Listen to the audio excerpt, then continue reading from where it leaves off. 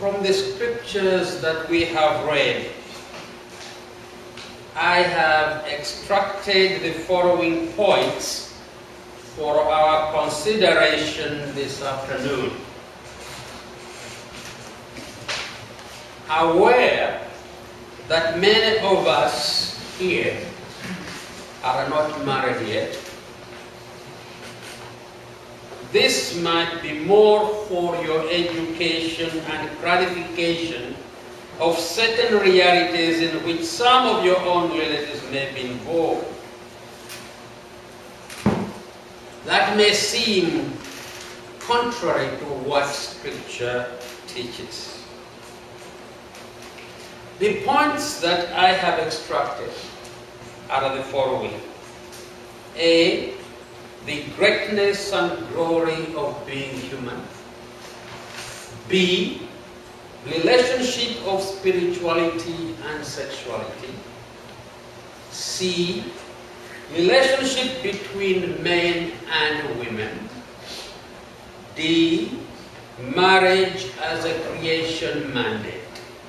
E, the tragedy of divorce.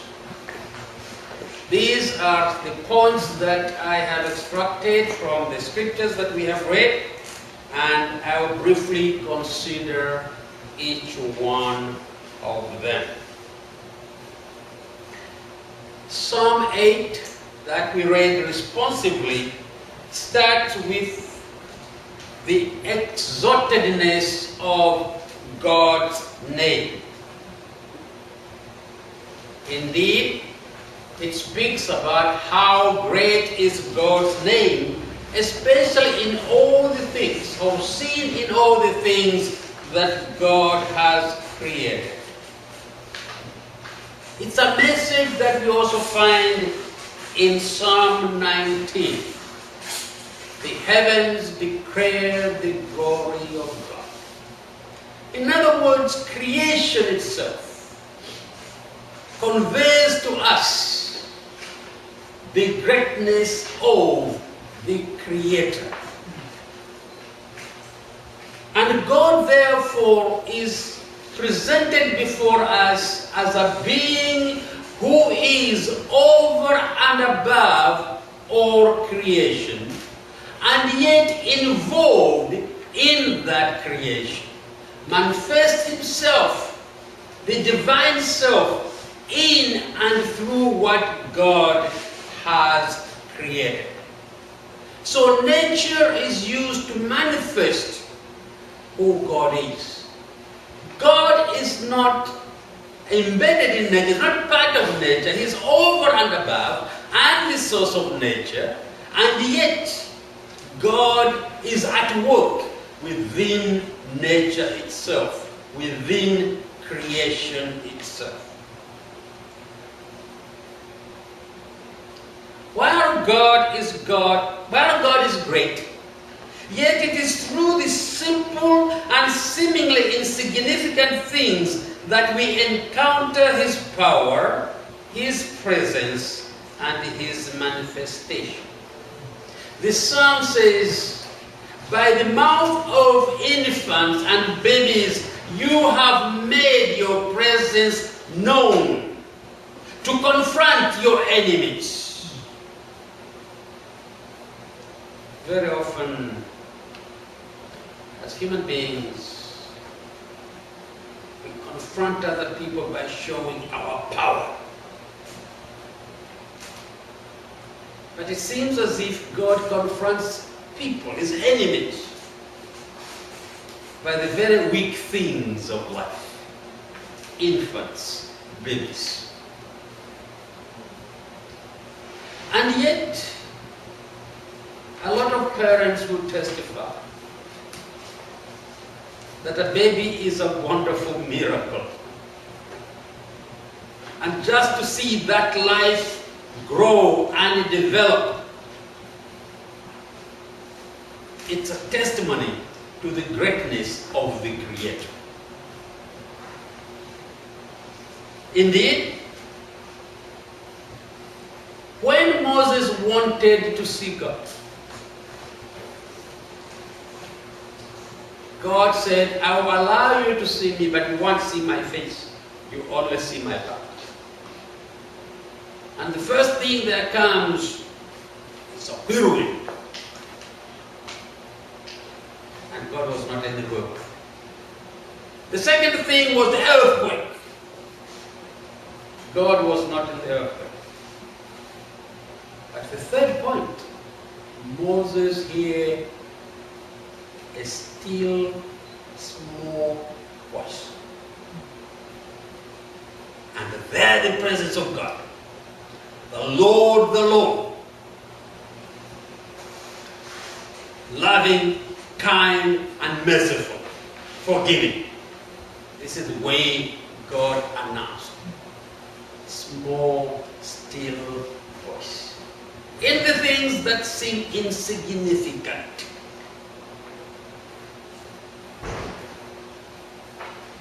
the coming of Jesus was not through the royal palaces, was not through King David. The announcement did not come to the scholars. The coming of Jesus, he came in a stable and in a manger. And people who got the message were not the scholars, but the shepherds. The people who are marginalized, the people who are despised, they are the people to whom God manifests himself.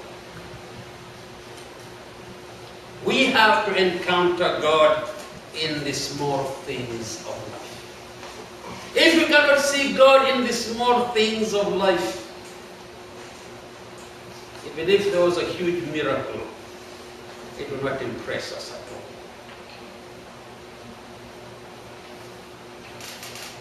This was Mary's message in praise of God when she said, He has performed mighty deeds with His arm. He has scattered those who are proud in their inmost thoughts. He has brought down rulers from their thrones, but has lifted up the humble. He has filled the hungry with good things, but has sent the rich empty away.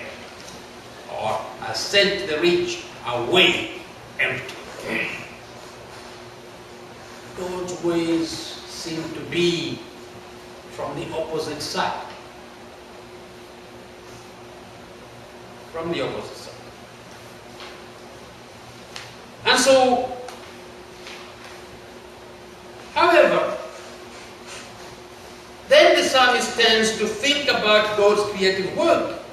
He feels himself, his own smallness, his own insignificance, and wonders about his own value. And yet is amazed by the care that God lavishes on humanity. Who is the human being that you care for him in such a way? He is overwhelmed by the love of God. And yet when you look at the human being, compared with other creations, elements in creation, we are a very weak creature. The human baby takes so long before they can even walk.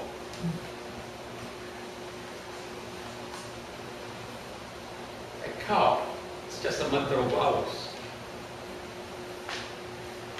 During the holiday, my sister's cow gave birth. We woke up one morning and there the little one, the calf was. But even within those hours, it was already on its feet trying to walk.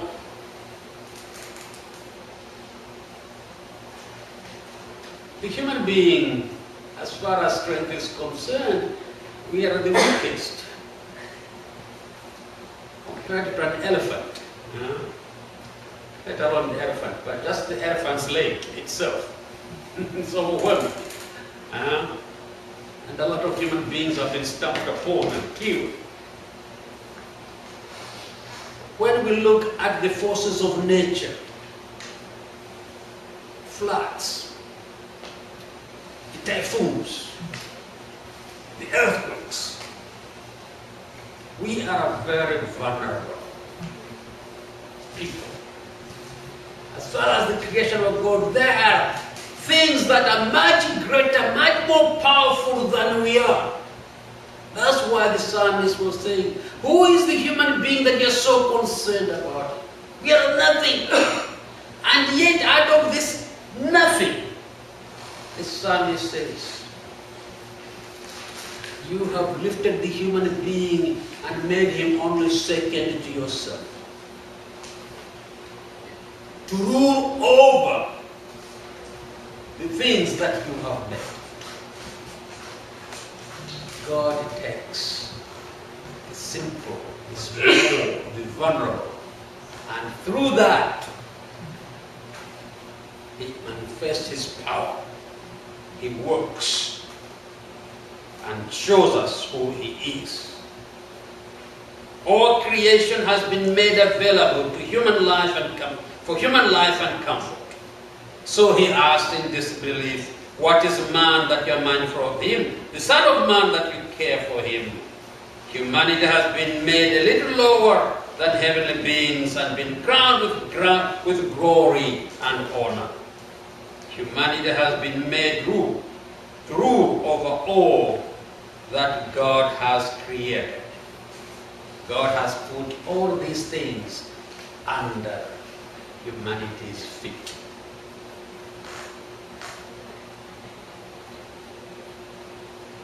So, God, even though He is the most powerful being, loves to work through simple things. Works to work through unexpected ways. And so, if we want to see God at work, let's pay attention to small things in life and see where God touches us through those small things in life. Let us not look for great miracles, but be familiar with a God who works quietly in the world and in our own lives. Now, we have read from Genesis chapter 2, part of the second creation story. But in order to really understand that story, appreciate that story, it's good to look at Genesis chapter 1, where we are told, and God made the human being in His own image. Genesis 1, verse 26, 27. God made the human being in His own image.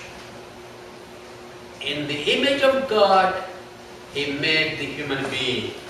Male and female, He made them. Humanity is the crown of creation and was created rather differently by being inbreathed with the very life of God. Humanity has a share in the divine life, thus being elevated above all other creatures. And so Genesis 1 tells us, as I've said, so God created man in His own image. In the image of God He created him, male and female He created them. Humanity was to multiply and to subdue the earth, to rule over all other creatures in the air, over land, and in the sea. Here we note the divine ordering of things, which I think is very, very important. And and God made human beings in His own image. That speaks of our relationship to God. That speaks of our spiritual dimension, spiritual character. In other words, related to the Spirit of God. And then He made them male and female. That speaks of our sexuality.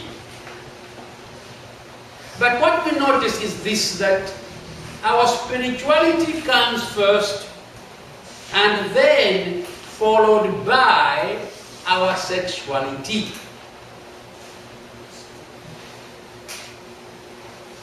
These two are not opposed to each other, as the Greeks thought, but rather as two sides of the same coin.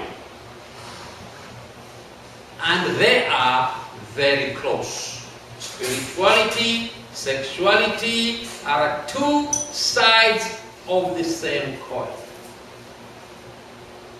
Unfortunately, the church has been greatly influenced by the Greek way of thinking, in which these two things were presented as opposites. And as a result of that, we have distorted much of what the Bible teaches about spirituality and about sexuality. These two are two sides of the same coin, and they are very close, and they are often mistaken one for the other.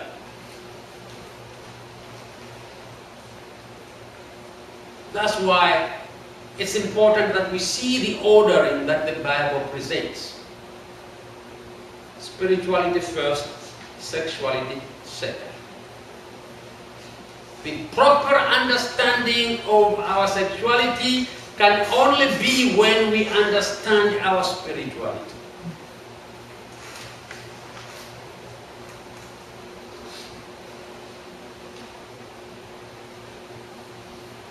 Because like electrical appliances, unless they are properly wired, they will shock. They will not do their work. If you reverse the order, the iron will not iron. The iron will shock you. When the order is proper, the iron does its function very well. So when we reverse the order between sexuality and spirituality, which receive shocks, things do not work out the way they are supposed to work. But the moment when the ordering is proper, then we find that everything works in the way that God intended it to work.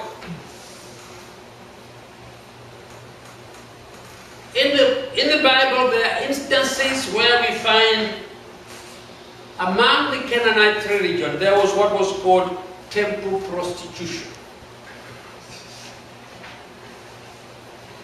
Temple prostitution was the elevation of sexuality above spirituality. And as a replacement, even for spirituality. And the children of Israel were almost always warned against participating in temple prostitution. It was a big temptation, it was a big trap, and a lot of them fell into it and got punished as a result.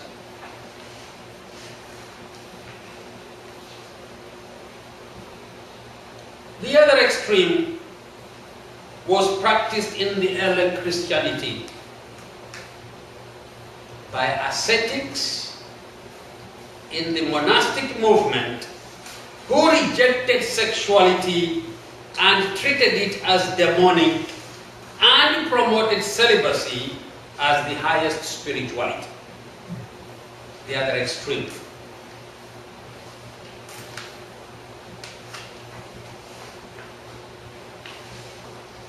Both of these are not spiritualities that Jesus promoted, nor the understanding of sexuality as the Bible presents it.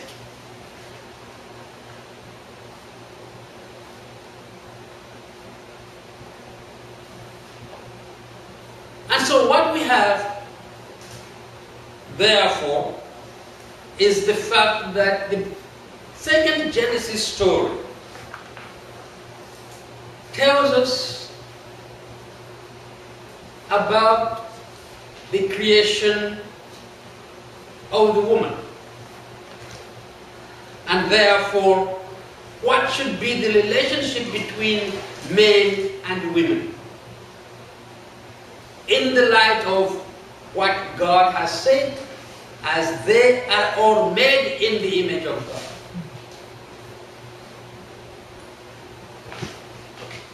And remember, in Genesis chapter 1, after the crowning of the human being, God says, looked at what God had created, and God was very happy with everything else. And he says it was very good. There was nothing demonic about anything that God had created. And remember, it is men and women created in the image of God.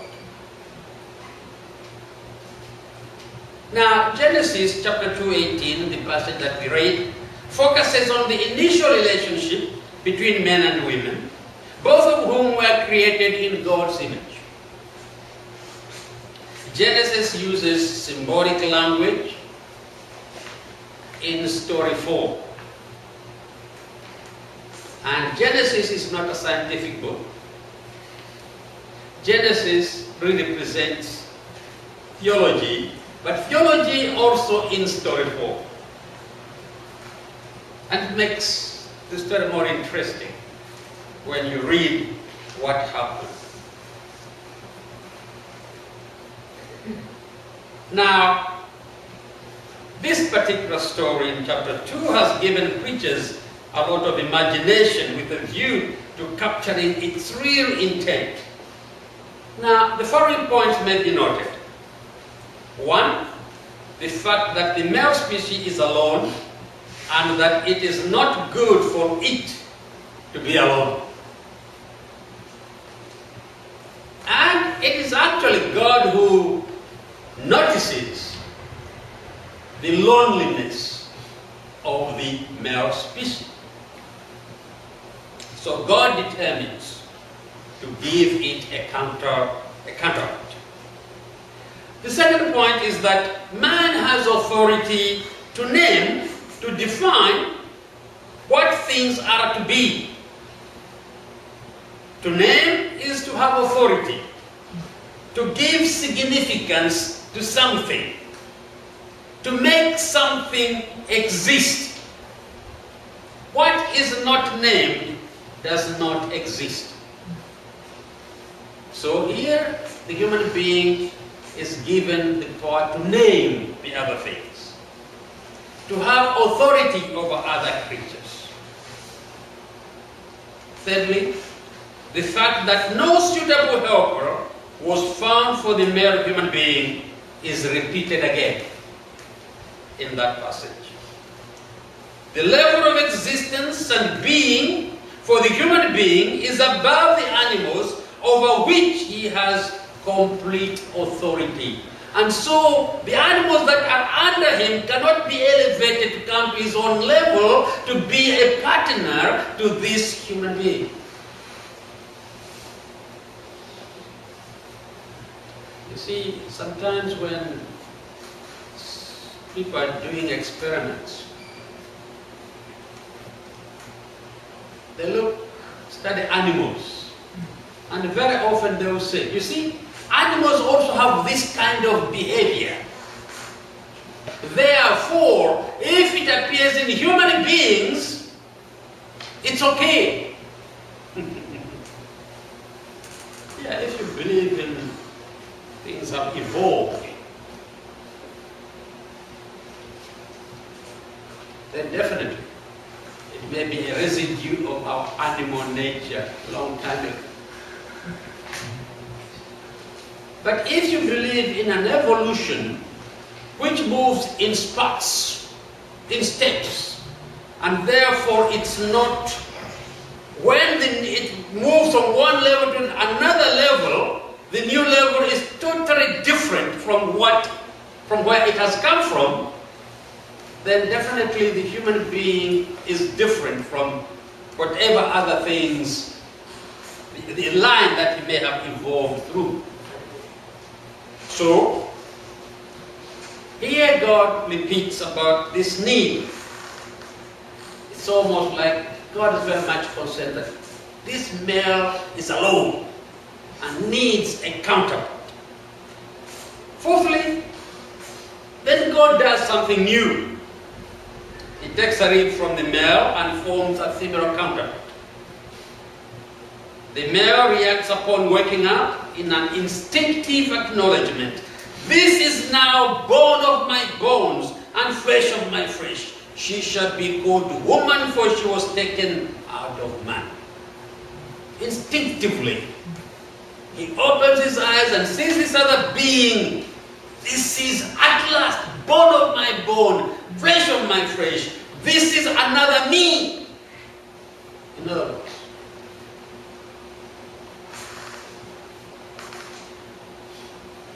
that becomes a very important recognition in marriage relationships, where the couple recognize the other as the completion of themselves, as their own selves.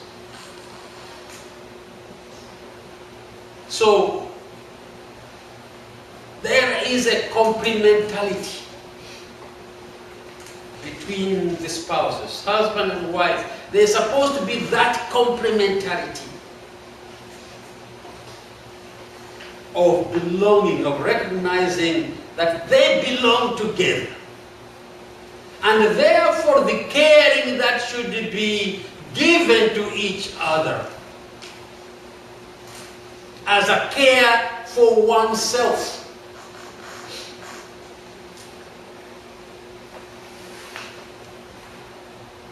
One of the Jewish rabbis says, no, God took a rib because he wanted man and wife to be on equal level, to be friends. Because if God had taken from the head, then the woman would be, would dominate the man. If God had taken from the foot, then the man would dominate over the woman. But from here and near the heart, it was that there should be a loving relationship between the two of them. And so, in marriage, you are supposed to see the other as part of me, as me in duplicate, and therefore taking care of me as I take care of the other. The two are bonded into one, but not to be in bondage to one another. Bonded into one, but not to be in bondage to one another. The unity was not only sexual unity, but spiritual unity.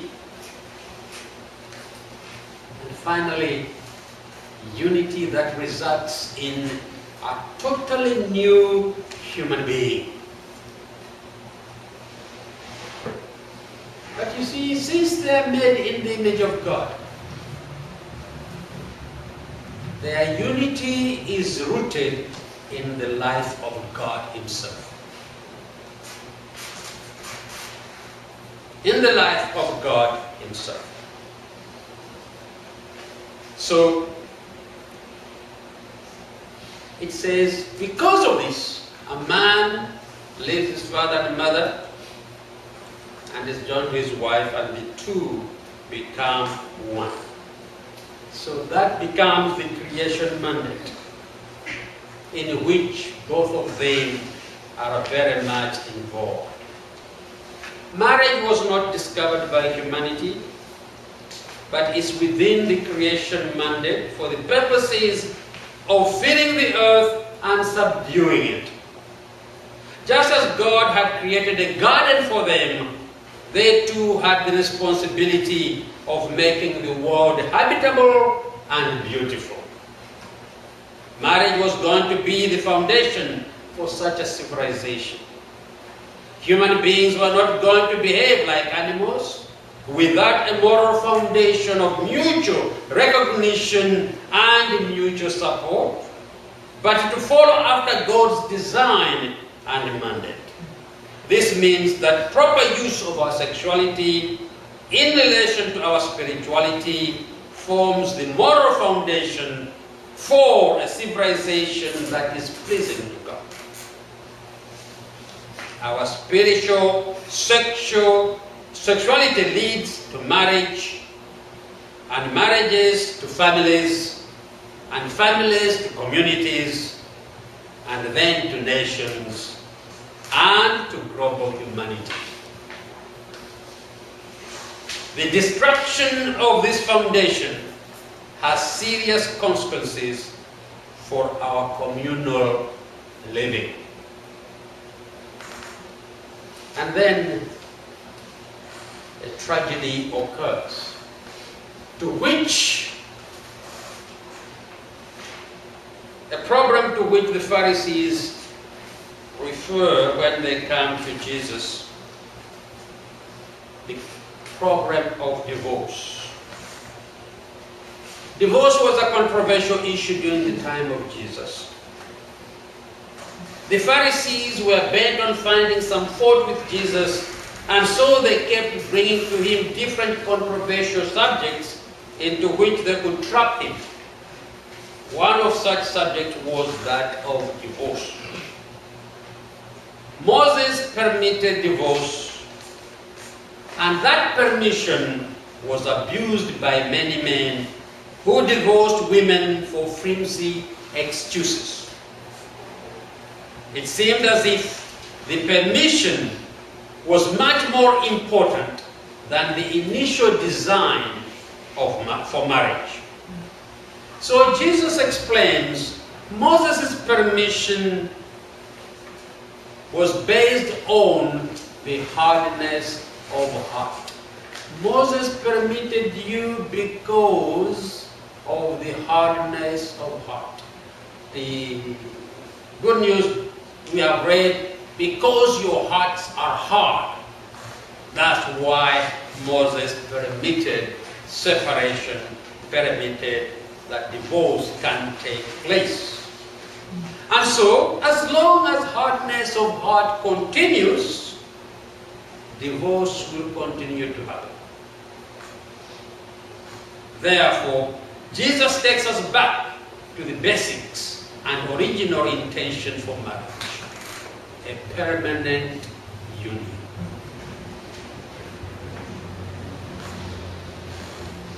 When the disciples sought clarification on the matter, Jesus focused on the vulnerability of the woman in this whole matter, and said that it was one who initiated the divorce who was guilty, not only of breaking faith and putting asunder what God has joined together, but also of committing adultery against the other one. But as long as there is hardness of heart, divorce will take place. And so there's something that possibly may need to be done about how do you overcome the hardness of heart in order to avoid a marriage ending up in divorce.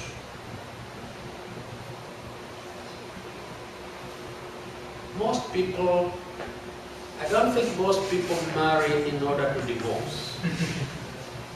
They marry in order to stay together. But there are a lot of things that play a part for separation, marriages to be, for separation to take place. And so I will mention some of these things for our own consideration. One, there is rugged individualism, in which life revolves around me, and everything else is at my disposal, but I am not at the disposal of anyone else. So, very often, because of this attitude, I tend to exploit other people, use other people for my own ends, for my own goodness.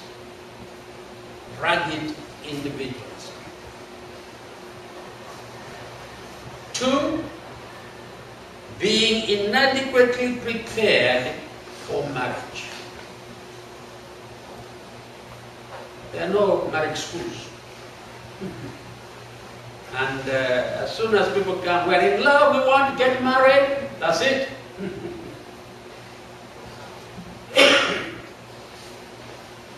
Nobody gives anybody lessons. And even if they give you lessons, they give you lessons a day before the wedding takes place. Especially in Malawi. There are all these bridal showers and send-off parties and whatever it is. And a lot of good things are said during that time. But you see, the couple are so tired and so excited that a lot of those things, they go there and they come out the other way.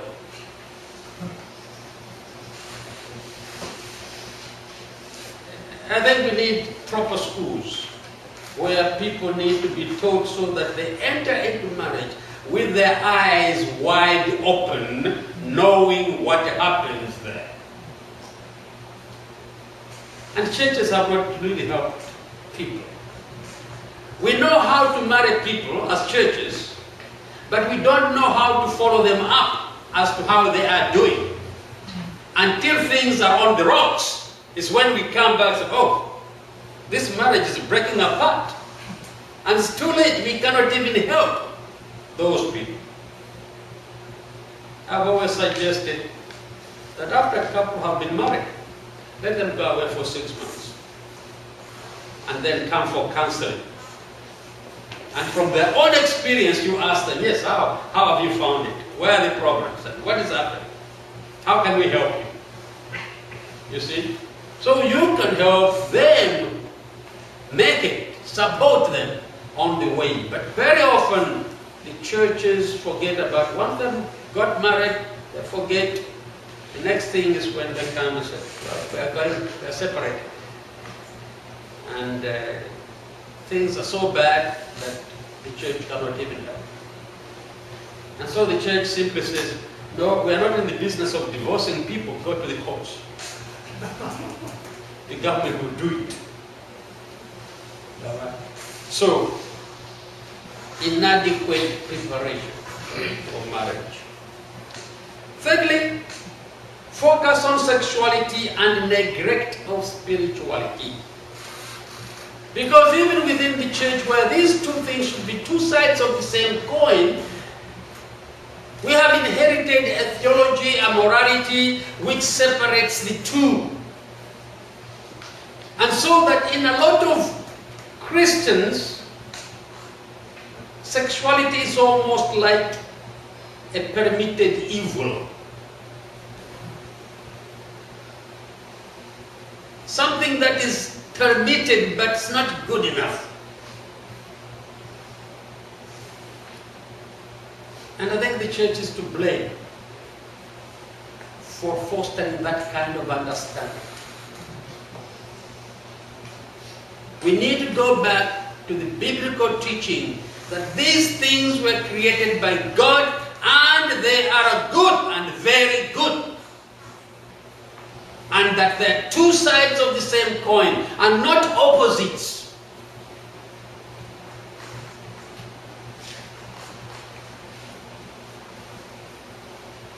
However, our culture, secular culture,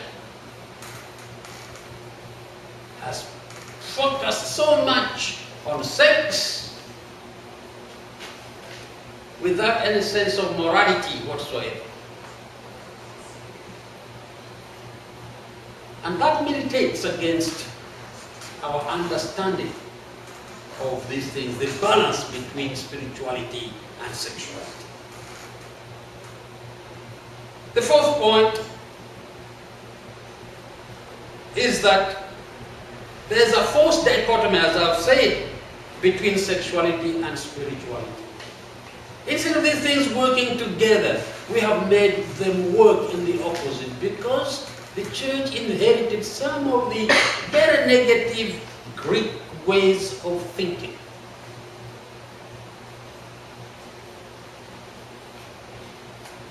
And then the other one, mistaking sexuality for spiritual fulfillment, or vice versa. By this I mean that people who think through sex they are going to be spiritually fulfilled. Their spiritual emptiness and longing is going to be fulfilled. And we see this in the pop music and pop culture. What am I living for? Ooh, ooh, it's not for you. Ooh, ooh, what am I living for? Ooh, ooh, it's not for you. Now, 0 plus 0 equals 0. That's the mathematics that I learned. If I am empty and you are empty, coming together is not going to make up a plus. My emptiness will make your emptiness even worse. Your emptiness will make my emptiness even worse.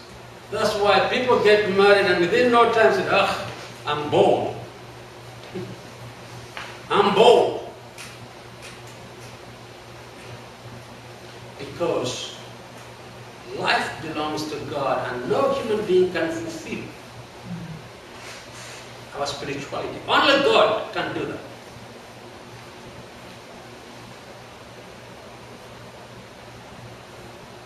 And then sex-infatuated media does not help us at all. It's always sending the wrong message. And then a lot of us lack support groups. Young people get married, but they don't have support groups, even from the church itself, to support them in their relationship and how to manage their relationship, how to manage the problems that come out of their relationships. And then the other thing, within the church, sex is still a taboo subject. We don't talk about it. We laugh about it, but we don't talk about it. Serious talk, in order to learn, in order to understand the meaning, the mechanics, and the expectations. It's not there. So a lot of people go into it blindly.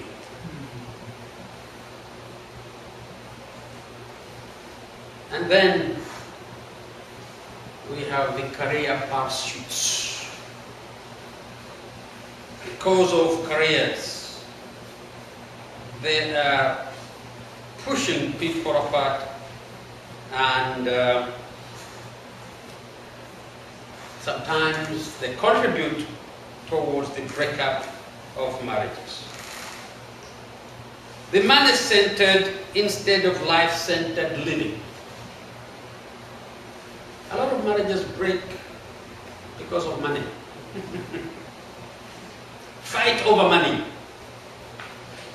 That's how marriages break. Money is power.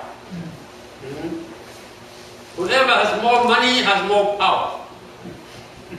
And they use that power to dominate, to manipulate, and whatever it is. So we're money-centered instead of being life-centered people.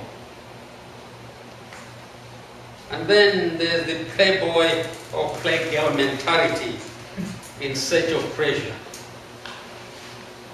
It's over there. And then the other thing is spiritual naivety and lack of wisdom among believers. Being realistic with life and life struggles of life. Sometimes as churches we believe that, as long as you believe everything will be smooth sailing, your marriage will just go without any problems. In a lot of ways, that's being naive. As long as we live in this world, the world of sin and temptation, marriages will have problems. And ways of working out those problems need to be worked out within the community of faith, and we need to support one another in order to overcome these problems. So we need to grow in wisdom, in understanding the situation, the realities that are there. Our faith is not magic. It's not just a magic wand that you just do like that, or a word that you pronounce and the evil vanishes. No. Our faith is a walk of faith, but that means facing each and every problem, trusting God to guide you through. And then the other thing is the incompatibility of personalities. Relationships that are hurriedly entered into, love at first sight, we call it. And the thing is this, that a lot of young people do not have enough time to study one another, to watch one another, and to see whether they're compatible or not.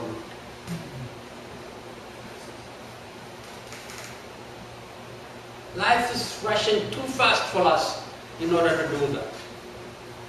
Traditional communities, people had time even to watch. And they could tell you the behavior of somebody. Yeah, it's okay, but watch this, watch that, watch the other thing. They studied people. But in our generation, the current generation, we don't study people. We just look at what is exciting. Oh, I'm very happy when I'm with him. Oh, he makes me feel good. When you see you are brought together and you are going to live with one another 24 hours a day, you discover, I didn't know anything about this person. I thought this is who, he was like this. I thought she was like this. No, she's a different person. It's a bit too late.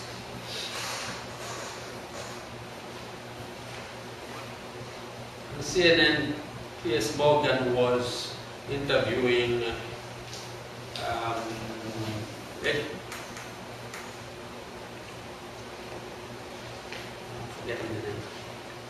the American singer, country singer,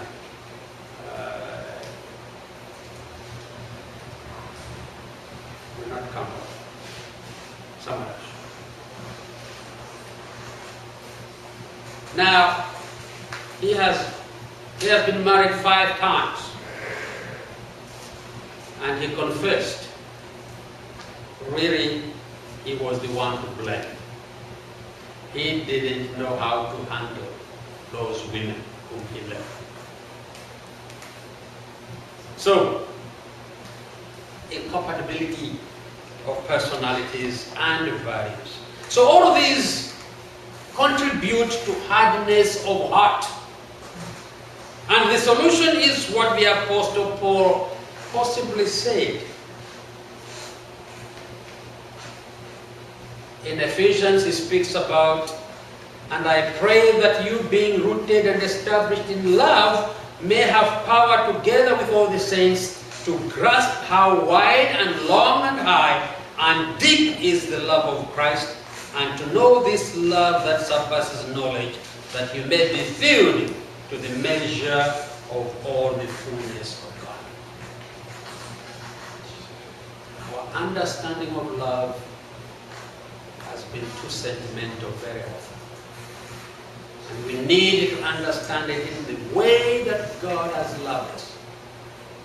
And once we know it, then it can give us the strength to keep going in our relationships. And then again he says, until we all reach unity in faith and in the Son of God and become mature, attaining to the whole measure of the fullness of Christ.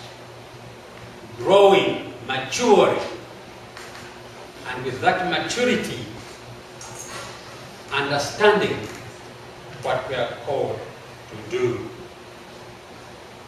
Also remember that marriage is a type of the relationship that obtains between Christ and the church.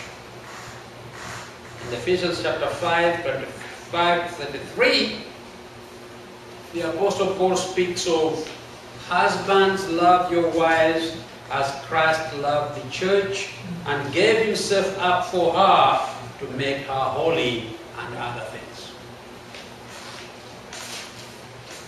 Once that kind of love is there, then the Apostle Paul says to women, wives, submit to your husbands. It becomes easy to do that. So Christ is the exemplar of the love that needs to be there. So that when we are in that relationship, we can think about its own that relationship that is rooted in the very life of God, as people who have been made in the image of God. But also at the same time, remembering the world in which we live, that because of the forces that are at work in our world, divorce may be a possibility. Divorce will happen because of hardness of heart. Let us pray.